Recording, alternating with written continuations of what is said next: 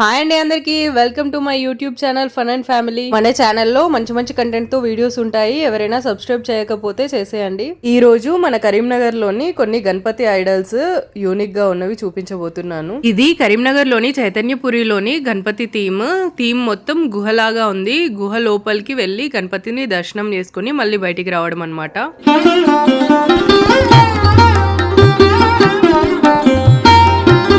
ఇక్కడ వచ్చేసి next Gandhi road వినాయకుడు. ఈ థీమ్ చూసారా, రాధాకృష్ణుల థీమ్. ఇక్కడ స్పెషల్ గా బాలగణపతిని లాస్ట్ ఇయర్ పెట్టారు, ఇప్పుడైతే రాధాకృష్ణుల థీమ్ తోటి పెట్టారు. చాలా బాగుంది.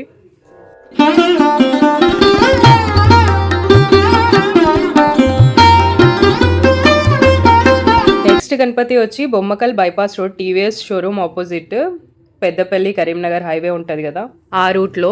ఇక్కడ ఫ్లైట్ లోపలికి వెళ్లి వినాయకుని చూడడానికి బోర్డింగ్ పాస్ అని చెప్పి 25 రూపీస్ టికెట్ ఇస్తున్నారు. ఈ 25 రూపీస్ పే చేసిన వారికి లక్కీ డ్రా కూడా ఉంటదట. పెద్దవాళ్ళకైతే మనిషికి 25 రూపీస్, చిన్నపిల్లలకి లేదు. ఇక్కడ ఇద్దరు ఎయిర్ హోస్టెస్ కూడా ఉన్నారు, ఇంకా వినాయకుడు పైలట్ గా ఉన్నాడు అనమాట. చాలా బాగా అనిపించింది. పిల్లలు బాగా ఎంజాయ్ చేస్తారు ఇలాంటి ప్లేస్ లకు తీసుకొచ్చినప్పుడు. ఫ్లైట్ లోపల చైర్స్ కూడా వేశారు ఈ విధంగా. మా ఆయన ఇంకా చైని మంచిగా కూర్చున్నారు. అయితే చైని ఎక్కడికన్నా వెళ్ళినప్పుడు ఫోటోలు దిగడానికి ఇష్టపడదు.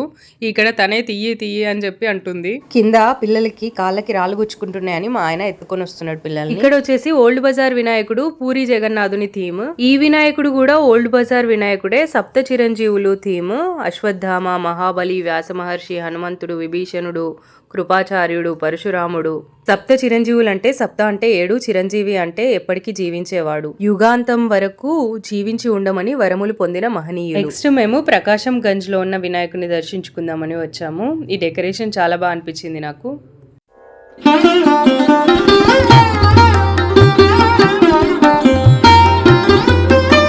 నెక్స్ట్ వచ్చేసి శాస్త్రి రోడ్ వినాయకుడు. కళ్ళు మూస్తూ తెరుస్తూ ఉంటాడనమాట ఈ వినాయకుని ప్రత్యేకత అది.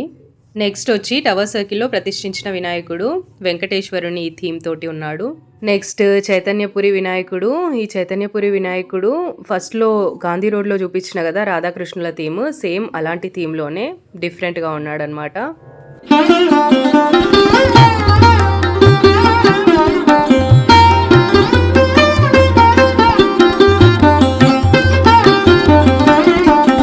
వినాయకుడు రామ్నగర్లోని సిద్ధార్థ స్కూల్ దగ్గర వినాయకుడు.